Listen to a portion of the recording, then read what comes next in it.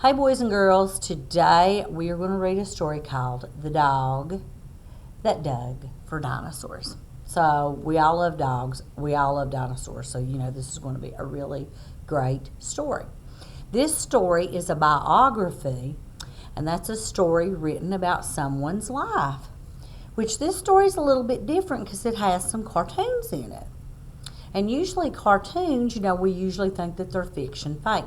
But I think as we read this, we're going to figure out that this is nonfiction, not fake. It's a real story written about a lady and her dog. So we're going to read it right now. I know you're going to be excited, especially some of y'all that love animals. The author is Shirley Ray Redmond. In her home in New Mexico, Shirley Ray Redmond begins her day by waking up early and watching the many birds that come to the feeders in her yard. Then she's ready to sit down and start writing. The illustrator is Stacy Schuett. Stacy Schuett wanted to be an artist or a writer ever since she was a kid. I was a dreamy kind of little kid who loved to make stuff up, she says. She has illustrated many books, including the ones on pirates and trees. And guys, this is going to talk about a lot about fact and opinion. Okay, and a fact is something that you can look it up, you can prove it. You can look it up with your eyes, you can think about it in your head, you can prove it.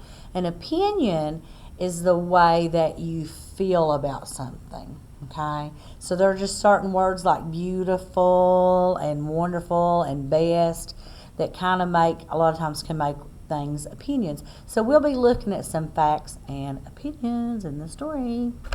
Hope you like it.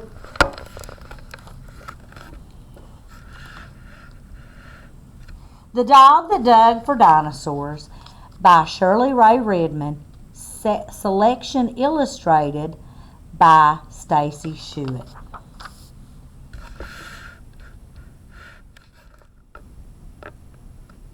A long time ago, there was a little dog named Trey. He was black and white all over. He had friendly brown eyes and a very wiggly tail. Trey lived in England. Trey was a real dog, and this is an honestly true story about him. Trey loved two things most in the whole world.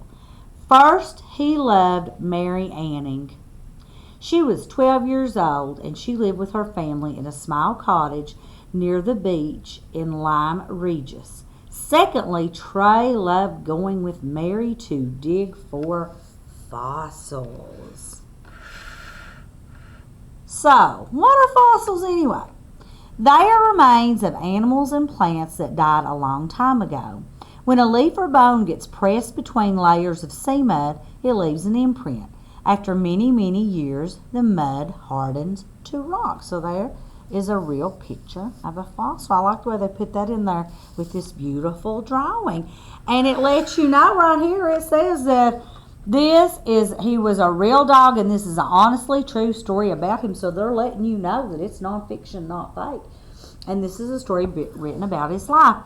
As far as fact, if we say he was black and white all over, that's a fact that we can look at Trey and we can prove that, can't we? And what if we say he had friendly brown eyes and a very wiggly tail? Friendly brown eyes. Some people that are afraid of dogs might look at him and say, he doesn't look friendly to me, he looks scary. Okay, so that is an opinion because of the word friendly. And we went on to talk about fossils.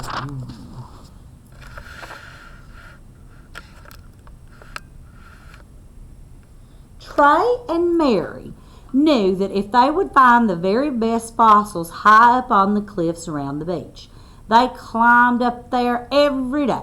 Trey sniffed the rocks, sniff, sniff. He pawed the dirt, scratch, scratch.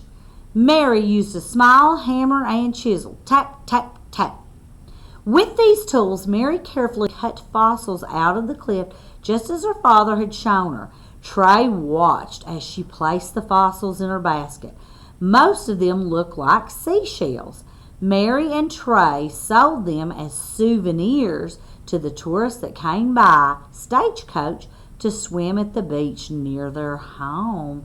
So look at these cool fossils they found, and they're selling them as souvenirs.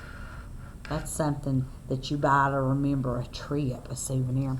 One day, Trey and Mary discovered some very large bones sticking out of the rocks. They were huge. Trey growled and tried to dig the bones out.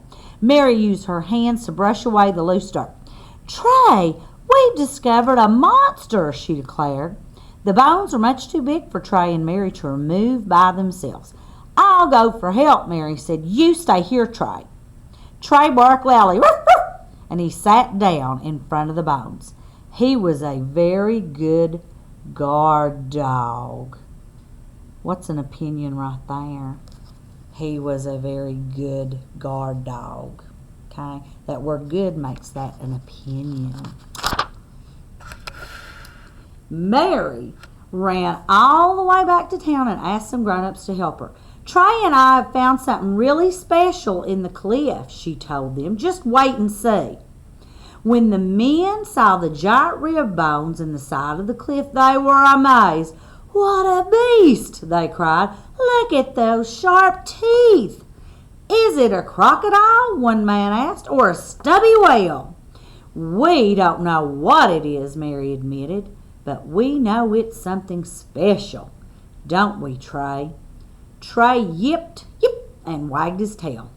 A rich man who lived by heard about the sea monster. He hurried to see it for himself.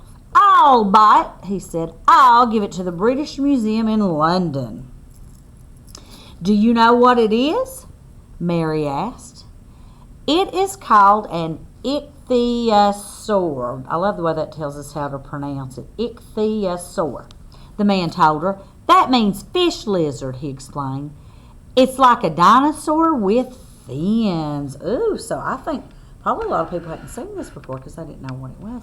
There is a word on this page that makes something opinion. Can anybody find it? Anybody? Trey and I found something really special in the cliff. What word is it? Ding, ding, ding, ding, ding. Special. Good, an opinion word. The amazing news spread about the gigantic fish lizard and the dog and the little girl who found it. So many strangers came to Lyme Regis where Mary and Trey lived. They all wanted to hunt for fossils too. The men wore tall top hats and the women wore frilly bonnets, and they carried pretty umbrellas called parasols. Mary shook her head and smiled. She rubbed Trey's soft ears. They watched the strangers together. "They don't have the right tools," Mary whispered, "and they're wearing the wrong kinds of shoes. Aren't they silly, Trey?" Trey yipped, yip, and he chased his tail. So do you think they're going to be able to climb a cliff made out of dirt and like these kind of get-ups?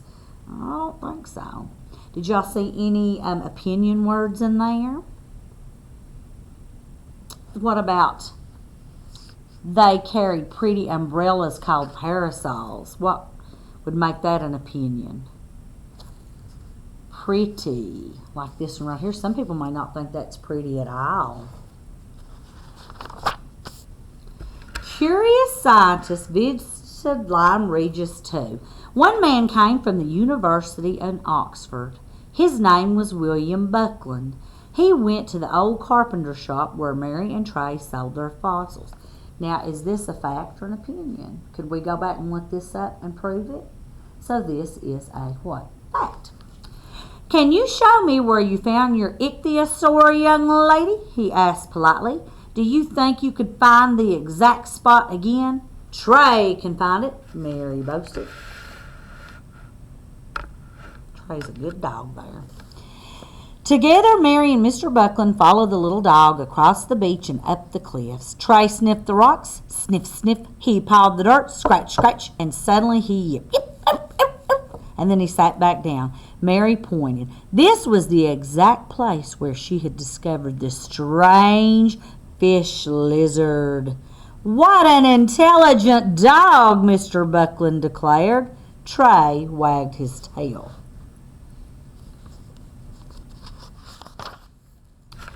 Trey and Mary continued to dig for fossils. They were very careful. Mary watched for the falling rocks like her dad told her. Trey looked out for the storms and the high tides. Then one day they discovered another giant creature. "Look, Trey," Mary called. "It's a sea dragon."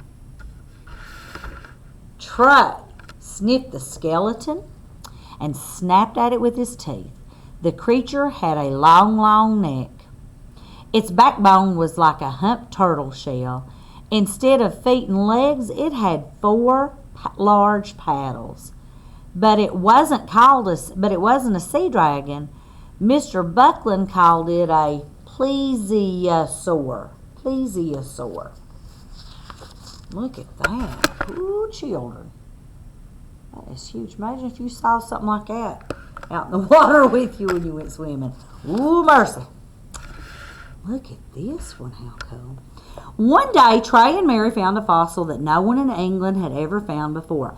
This one had huge bony wings like a bat and a long, sharp jaw. Trey growled. "It looks like a gigantic flying lizard," Mary declared. The scientists thought so too, and that's why they named it pterodactyl. That means lizard with wings. Over the years, Trey, Mary, and Mr. Buckland had become good friends.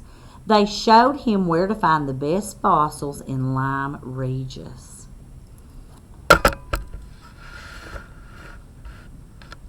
Mr. Buckland brought books about dinosaurs for Mary. He brought beef bones for Trey. Mary, with Trey on her lap, studied her books every day. When Trey's whiskers turned gray and Mary was all grown up, they still collected fossils and sold them in the old carpenter shop. There were boxes and baskets filled with fossils on the floor and the shelves. Some of the fossil creatures were so big they couldn't fit through the door. Sometimes children and tourists stopped in to buy fossils of ancient sand dollars or tiny fish or curly shells. Many scientists came to the shop to buy fossils too. They brought carts and wagons to haul away the really large ones. Isn't that so cool? There's Trey with his bone. Trey and Mary Anning became very famous. Today, if you go to the Natural History Museum in London, you can see the large fossils that they discovered together.